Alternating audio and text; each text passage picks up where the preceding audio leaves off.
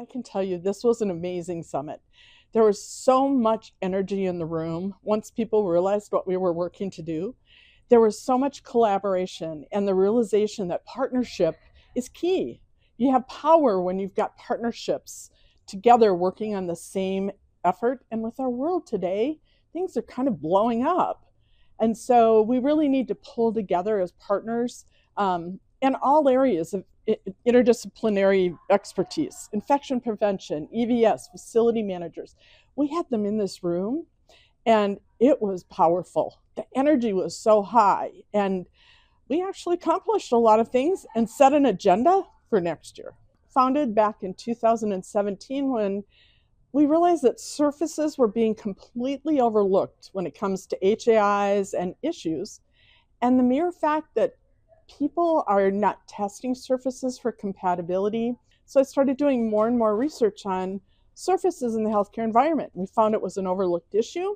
So we thought, let's have a summit. So we pulled 30 different people together in one room and we asked them, and from different areas of expertise, so facility management, nursing, infection prevention, environmental services, just 30 different areas of expertise came together and we asked them 3 questions. What is the surfaces issue? What are your hurdles to success? And where should we begin? And there were so many aha moments in that room that we decided to form the summit and do it on an annual basis. So we meet every year. We asked 3 questions, which this year was, why can't we mitigate HAIs? The second one was, what are the challenges? And then the third one was basically, what should we do? Or what are their suggestions? And we got amazing, well, there was a common threads through all of this. We got amazing responses from people. And created task forces to begin to do our work.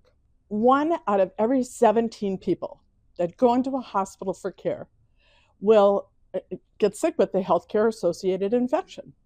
And that, as we heard at the summit this year, that alters their lives. They either survive and have altered lives, or we lose people.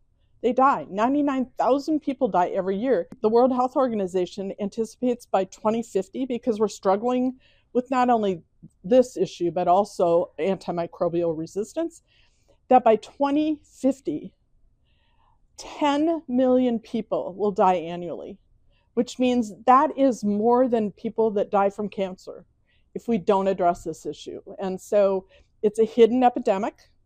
We are addressing the issue at a surfaces level, sort of a pun there, but in reality it's not. People don't realize that microbes are living on and in surfaces, and we're here to do training, education, and then to begin to address the issue.